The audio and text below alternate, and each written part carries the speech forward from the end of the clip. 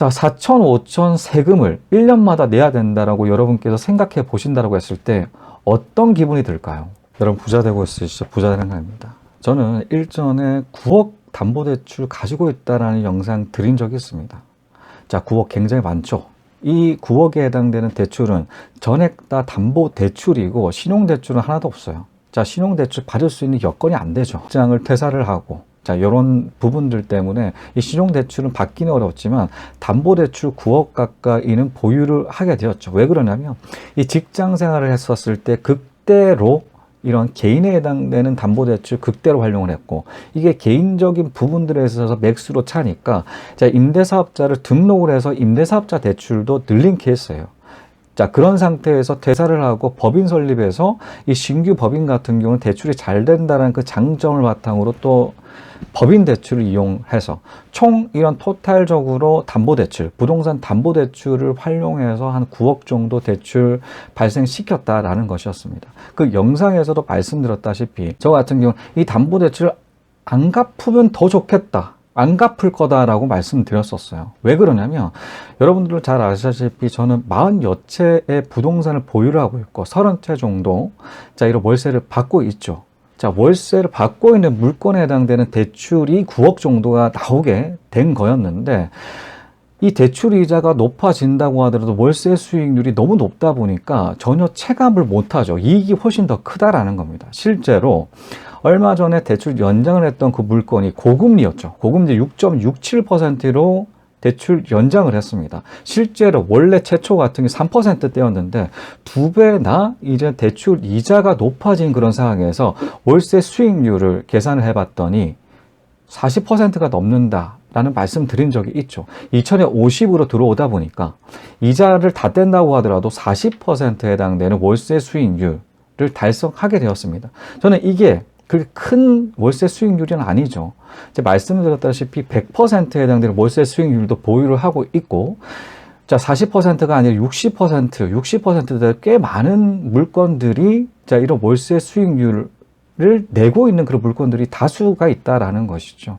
그러다 보니 이자가 아무리 높다고 하더라도 그 수익이 크다 보니까 이 대출을 갚을 필요성을 전혀 못 느낀다라고 말씀드렸었어요. 그런데 이 9억에 해당되는 이 대출, 담보대출 이렇게 많다라는 영상 나가고 난 다음에 이 주변에서 많은 걱정들을 해 주시더라고요.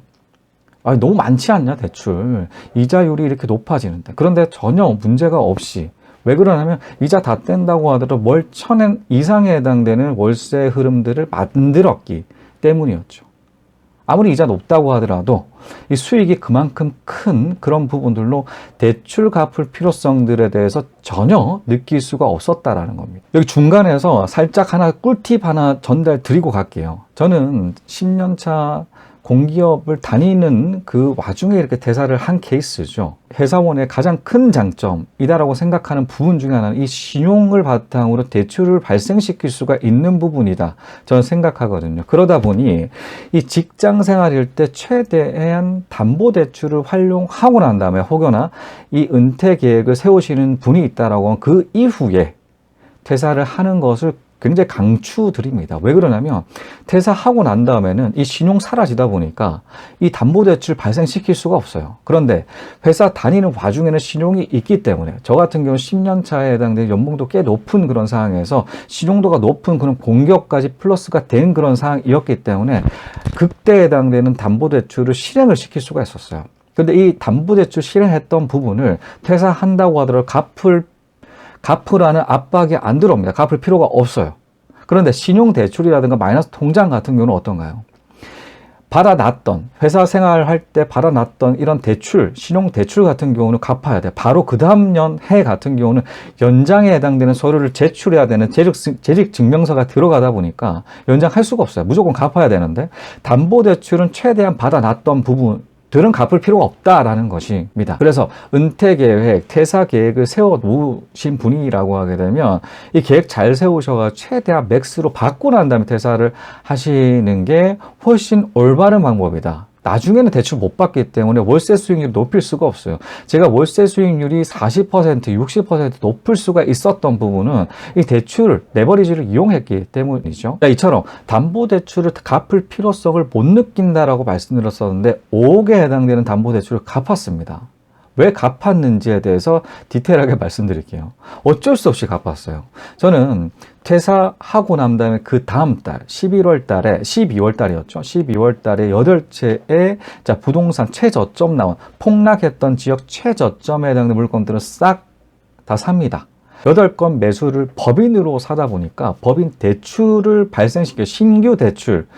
법인 신규 대출은 잘 나온다는 그 장점들을 활용한 케이스인데 이 담보대출을 활용을 해서 법인 8건 매수를 했다라는 월세 수익을 높이기 위해서, 월세 수익을 내기 위해서 이렇게 계획을 세워가 8채를 늘렸죠. 그런데 2019년 이렇게 계약했던 이 물건들이 2020년 7월 달에 이렇게 발표 하나를 합니다.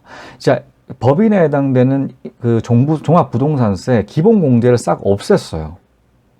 기본공제 6억을 한순간에 없애다 보니까 2021년부터는 제가 법인으로 보유하고 8채에 해당되는 종부세를 계산을 해봤더니 1년마다 5천만 원에 해당되는 종합부동산 4,500에서 5천 정도가 나가게 되더라고요. 계산을 해봤더니. 4천, 5천 세금을 1년마다 내야 된다라고 여러분께서 생각해 보신다고 했을 때 어떤 기분이 들까요?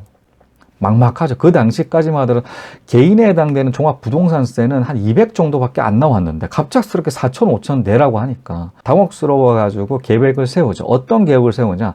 이 법인으로 가지고 있던 8채의 물건을 제 개인으로 돌린다. 그럼 개인에 해당되는 종합부동산세만 내면 되기 때문에 기본공제는 살아있는 부분으로 그 종합부동산세는 확 줄이겠다라고 생각을 했어요. 그러다 보니 2021년 5월 달에 마무리 작업 싹 다 하죠. 8채를 개인으로 옮기게 되었습니다. 근데 여러분들께도 말씀드렸다시피 8채에 해당되는 법인에 해당된 법인 담보대출을 받아놓은 상태잖아요. 그런데 이 명의를 법인이 아니라 개인으로 옮긴 그런 상황이에요. 법인 대출은 3년마다 연장을 하게 되는데 개인으로 옮기다 보니 이 연장이 안 될 수도 있다라는 생각을 하게 되었습니다. 그래서 그 대출을 담당했던 직원한테 얘기를 해보다 보니까 안 된다고, 연장 안 된다고 하더라고요. 주체가 달라졌기 때문에 어렵다라고 얘기를 했었습니다. 그러다 보니 매수를 하고 3년 있다가는 갚을 계획을 세워야겠다라고 생각하던 그런 중이었죠. 그래서 이 월세 물건들을 하나둘씩 전세로 전환을 시켰습니다. 전세로 전환시키다 보니까 이 현금들이 엄청나게 들어오는 지금 시기이죠. 그래서 여러분들께도 말씀드렸던 것들 중에 하나가 8채 증액 계약을 했다라고 이 말씀을 드렸었죠. 영상 오픈 드렸었습니다. 엄청나게 지금 재계약이라든가 신규 계약들을 체결하고 있는 와중이었다. 저번 달 같은 경우는. 그렇게 현금들이 계속 들어오는 지금 시기인데 그러다 보니까 이 담보대출을 갚아야 되는 그런 상황으로 이 담보대출액들이 줄어든다라는 것이었죠. 9억이 지금은 4억에 해당되는 담보대출로 맞출 수가 있었다. 5억만큼의 담보대출을 갚게 되었다라는 것입니다. 근데 여기서 또 하나의 팁 하나 전달 드리도록 하겠습니다. 뭐냐면 제가 말씀드렸지 않겠습니까? 이 법인에 해당되는 이 담보 대출 받아놨던 것을 개인으로 제 대표죠. 법인에 해당되는 대표로 바꾸다 보니까 대출 연장 안 된다라는 얘기를 듣고 이 1년 전부터 그렇게 준비를 했었는데 최근에 이런 담보 대출을 갚기 위해서 대출을 실행을 했던 은행에 방문을 했습니다. 직원이 바뀌어 있었거든요. 얘기를 하다 보니까 담보 대출을 연장할 수 있다. 라는 얘기를 들었어요. 된다고 하더라고요.